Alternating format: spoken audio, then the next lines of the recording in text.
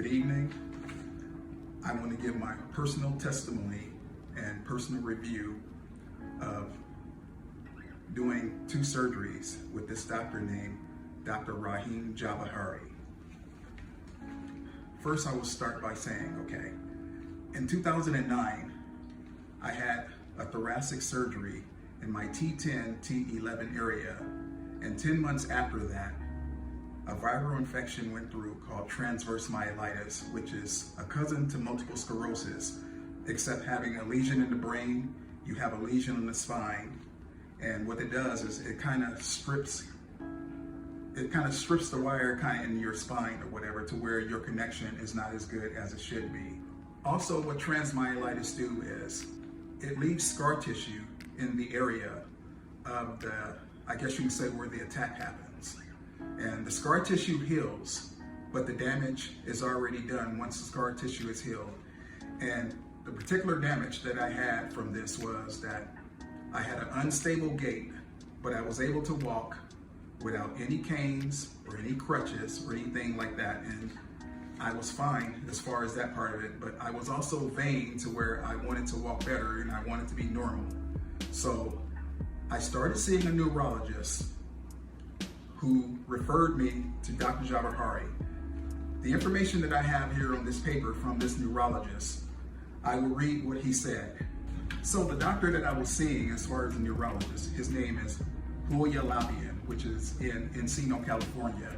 And what this doctor told me was that if I go see Dr. Javahery and he clean out the scar tissue from the surgery, that it would possibly help me walk better. And he believed that it helped me walk better. Okay, so upon his advice, I did that. And I went to go see Dr. Javahery, who also concurred with what he said. Okay. Now, I must say this before I really go further into detail. Had I done my homework and my research like normally I would do, I don't think I ever would have used this doctor because of the legal actions that he has had in the past or whatever from doing particular surgeries. Not that that has anything to do with me, but however though, I have to speak upon that because this is public record that can be researched just through a name. And I have all my paperwork to verify all the things that I am saying. Okay, so I had the decompression surgery in August the 26th, 2020. And after this surgery, nothing got better, and I started being able to have to walk with a walker. So when I went to go see Dr. Javahery on the follow-up visit, which was 3 months later, I asked Dr. Javahery, well, do we need any post-operative images to see how I am healing? Mr. Javahery said, no, we did not need any post-operative images, which I thought was kind of medically reckless and kind of medically irresponsible because that's kind of against protocol after having some type of decompression surgery, whatever. And then I never got better. I'm still doing physical therapy and I'm walking on a walker. And then all of a sudden, even gets worse. And I have to call Mr. Javahery again. And when I call him, this time he orders the MRIs for post-operative, I guess you can say, or whatever. And once I did the images, the area was worse and it was severely compressed in the same area, which required him to have to do a revision surgery. It is of my opinion that had I done post-operative images in the right manner and in the timely manner, that this problem probably would have been seen or it probably would have not snowballed the way that it has. Upon the initial consultations with Dr. Javahery, Mr. Javahery told me that if he removed the scar tissue, I would probably be able to walk better, but it would not make me worse. So I went ahead with the program and I allowed him to do this surgery. And boy, was I wrong, because I've been nothing except worse and going through hell ever since. That has caused me to file legal action against this doctor as well. So as I got worse and the new MRI showed that it was severely compressed at this time, I went ahead and I trusted him again to have this surgery, thinking it's going to make me right and to at least get me back to where I was. So after I went May 21 and I've had the surgery, I still did not get no better, and I was walking on a walker, I guess you can say, for almost a year. However, though, when I went to go see Dr. Javahery for the postoperative for the May 21 surgery, I had already gotten other opinions from other neurologists, and I had gotten other opinions from other neurosurgeons who told me that that first decompression surgery, or so-called decompression surgery, was not needed from a previous surgery that left scar tissue, because that's what surgeries do, leave scar tissue.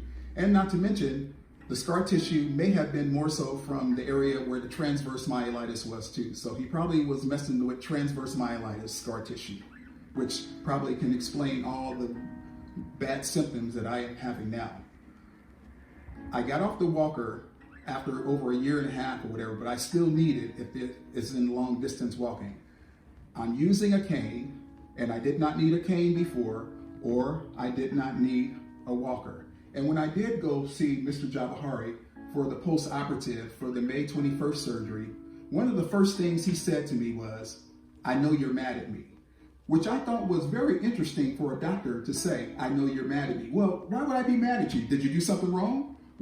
If I was walking the same way that I was when I walked in there, then you probably wouldn't have to say that. And then throughout the conversation, what we were talking about, he gaslighted me, and he told me, well, your spine was already messed up. Well, Mr. Javahery, if my spine was already messed up, why did you mess it up more? And I am very angry about this, because I was able to walk 2 and 3 blocks before with no problem whatsoever. I was ambulatory, no cane, no walker, whatever. Now I can barely walk 15 feet or so, to where I become very unstable when I am walking. And this is just seriously ridiculous. So now what I want to give a demonstration of is I did a gait study at Rancho Los Amigos in Downey, to measure my walking and to measure my, my feet and my legs and my hamstrings and things like that of me walking. So with this demonstration of this video that I'm going to show you guys, you are going to be able to see how I was walking prior to having the surgery. And I'm going to do an after video to where you will see how I'm walking now. And in the process of all of this, I have been fitted for a KAFO, which is a brace that goes all the way up pretty much kind of towards your thigh. And I have been fitted for AFOs, which are braces that goes on your feet. Now, mind you, if I needed this before and I had it already prior to having the surgery, I guess I wouldn't really have nothing to say. But I never needed it before, but now I need it now. If you go and you have a surgery and you don't get better, or you stay the same, or you maybe get a little bit worse or something like that, you probably can live with that and just go on about your business and like, oh, well, he tried or whatever. But from what this doctor has done to me, I have declined probably 70 to 80% from what this doctor has done to me. And there's no way that this cannot be his fault. Also, within the videos that I'm going to show you, whatever, I'm laying in my bed and I'm having all kind of different muscle spasms or whatever. And you can see the muscle spasms within my feet is twitching. My glutes twitch. My hamstrings are weaker and they twitch. It's almost like as if they're twitching as if I have ALS or something. One of the reasons that I'm making this video is that I know there are some really good healthcare professionals out there who care about their patients and who take care of their patient and have their patient's best interests. In this particular case, I don't believe so. But however, though, the world is too modern now with social media and, being able to get on the internet to expose and to explain your story for something like this to happen in the world, and people, I guess locally or whatever, not to know about things like this, because this is actually a tragedy. This is a shame. So now what I plan to do within this video, I'm going to walk for you guys. I'm going to walk a little bit without the cane, and then I'm going to walk with the cane, which are things that I did not need previous to this.